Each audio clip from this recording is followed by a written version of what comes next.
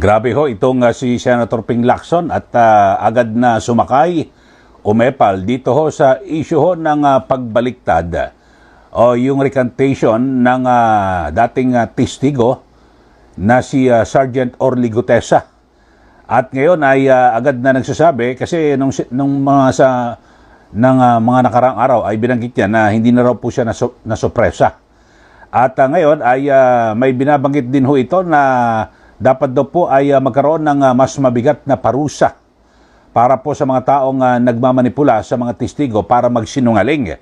So pinalilitaw ho nitong si Lacson na talagang tinuruan ho na magsinungaling itong si Orly Gutesa at idiin ito pong si dating House Speaker Martin Romualdez. Kung tutuusin ho mga kababayan, kung inyo pong matatandaan, nang humarap si Sergeant Orly Gutesa sa Senate Blue Ribbon Committee na pinamumunuan noon ni Senator Dante Marcoleta, ito hong si Lacson ang isa po sa parang pumipigil ho.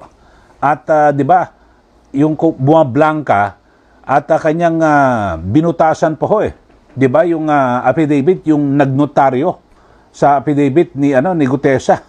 So ibig sabihin parang lumilitaw noon na takot ho sila at binablangka ho nila itong naging testimonya ni Gutesa. Pero ngayon ay biglang nagbago at ang talagang agad niya hong pinaniwalaan, isang click lang ho, pinaniwalaan niya na ito hong si Gutesa ay talagang pinilit na magsinungaling.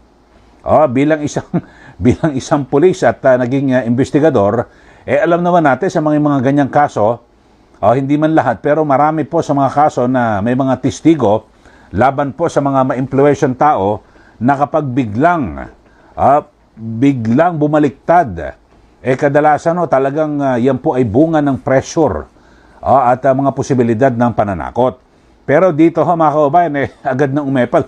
Alam nyo ho, Nobyembre 12 pa lang 2025 noong nakarang taon, ay ito hong mismong si Senator Amy Marcos, nagsasabi na ho siya na nako, yung pagharap niya ni Gutesa dito sa Senado, pagkatapos siya sigurado yan ay gigipitin, pepressurein at para bumaliktad yung kanyang mga sinabi dahil sa napakabigat at mga bigatin ho yung kanyang mga yung inakusahan, di ba, si dating Speaker Martin Romualdez at dating Congressman Zaldico.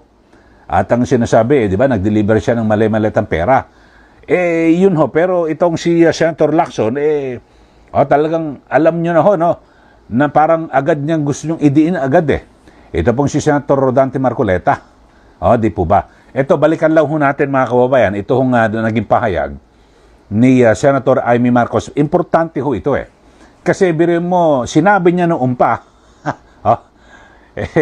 November 12, tignan ko yung pecha ho mga kababayan Ito, November 12, 2025, meron ho diyang ambush interview sa Senado.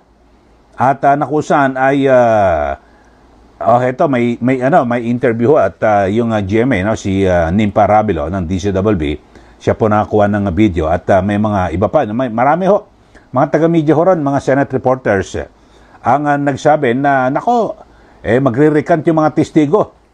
Sabi ho ni isa-isa yan, biglang babaliktad na mga yan, sabi po ni Senator Amy. Ito, pakinggan ho natin. At ito ho, November 12, 2025. August 2026 na ho ngayon. Ngayon lang ho sumambulat itong pagbaliktad ni Sergeant Orly Gutesa. So, ibig sabihin, totoo yung mga naunang binanggit ni Senator Amy Marcos na pinipressure, tinatakot di umano ang pamilya at yun ho para bumaliktad. Ito, pakinggan ho natin. Tapos babalikan ho natin si Senator Lacson na kung saan ay sumasakay at nakahanap po ng butas, gustong dikdikin. Ito pong si Senator Dante Marcoleta. Ito muna, panoorin nyo ito hong pahayag ni Senator Amy Marcos. Ang mangyayari ngayon, magre-recant ang mga testigo. Panoorin ninyo, sigurado ako dyan. Isa-isa yan na biglang babaliktad dahil pressure, tinakot ang pamilya at halos tinutukan ang asawa at anak. Alam na ninyo kung sino yung pinakamatindi ang testimonya. Kasi pinakamabigat ang kanyang testimonya. Dahil doon, may personal knowledge at matapang na ibinunyag ang lahat.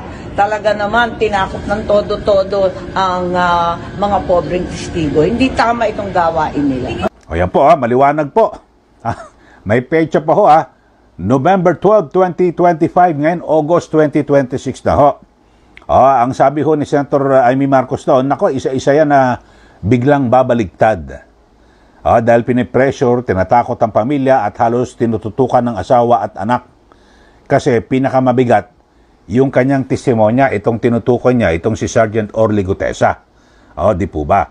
So, pero, sa kabilang banda ho, mga kababayan, ay ito ho, panoorin nyo, ito sa yung TV screen, itong si Senator Lacson nakalagay, sabi niya, Lacson eyes stiffer penalties versus those who manipulate witness for perjury. Yun na, nababasa nyo sa inyong TV screen.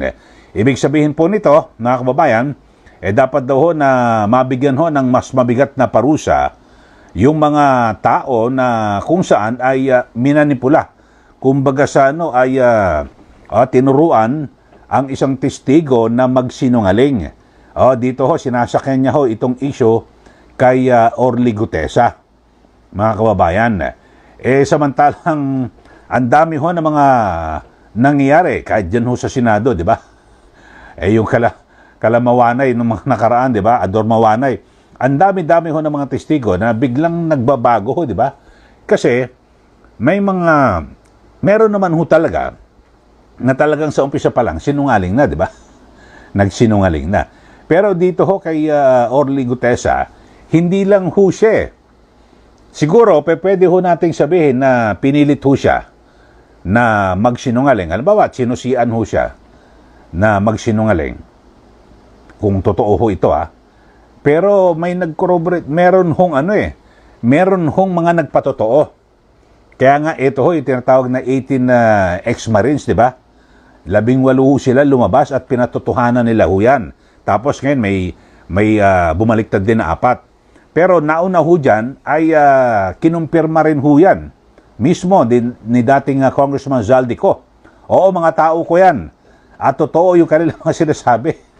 Yun ho. Tapos ngayon, itong si Senator Lacson ay biglang, talagang gusto niya na ho na na paniwalaan itong si Orly Gutesa na pinagsinungaling. Kung nagsisinungaling pala si Gutesa, bakit mo hinanapan ng butas noon? Na kung saan ay question yung nagnotaryo, di ba, sa affidavit ni Orly Gutesa na kung tutuusin naman, hindi na kailangan ng mga notaryo at affidavit basta't humarap ka sa Senado sa mga Senate inquiry o hearing, tapos manunumpa ka, okay na po yun. Pero kanyang hinanapan ng butas, di ba, kung yung pumatandaan sa ating mga viewers, Ngayon, sabi ho niya, ay ito ho, dapat ho ay magtakda pa ng mas mabigat na parusa. Sabi ho niya ay although ito hong recantation ay hindi na raw po sorpresa, pero sabi niya ay dapat daw na amyendahan itong anti-perjury law o RA Republic Act number 11594 na kung saan ay napasa noong October 2021 na kung saan ay nagpapataw ho ng mabigat na parusa sa mga taong nakapag-commit at siyempre ng pagsisinungaling at mapuwersahan daw ho ang tao na gumawa ng mga false testimony o maling testimonya under oath. Ayun ho. So, yun ho, mga kababayan. Pero ako, nagtataka lang naman ho ako. Dapat ho, bilang isang dating hepe ng Philippine National Police, at sinasabi raw ho, ito magaling daw ho ito na investigador, di ba? Sabi ni Senator Tito Soto. Kung magaling ho siyang investigador, sana ay inimbestigahan ho muna kung totoo yung mga naunang paratang at mga aligasyon. November pa lang ho, November 12, 2025, may binabanggit na ho itong si Senator Amy Marcos at maging ito hong si dating Congressman Mike Defensor, kung niyo pong matatandaan, binanggit niya na rin ho yan na talagang meron pong nanggigipit dito kay Gutesa at alam niyo ho, babalikan lang ho natin. Kasi ito, inanunsyo ito at ni dating Congressman Mike Defensor. Yung usapan po ni Orly Gutesa at ng kanyang asawa. So yung kanilang usapan na sabi ho ni Gutesa ay meron daw pilit na pinapipirmahan sa kanya na affidavit na hindi niya naman sinabi, na hindi niya naman alam. Kumbaga sa pinipilit siyang pumirma sa affidavit na pawang kasinungalingan. So ito, panoorin nyo ho ito mga kawan. Maganda balikan ho natin para mas maganda mapag-usapan din. Importante ho ito kasi ngayon ang dampot ka agad ng mga hindi ko alam kung kumakampi ho ito sa mga sa mga sangkuto sa flood control di ba? Imbes na ugatin, bakit ba itong si Gutesa biglang bumaliktad? Dapat inimbestigahan mo muna. Hindi, ang ginawa agad kumampi ka agad. Hindi, ginipit nga yan. Pinilit yan na magsinungaling.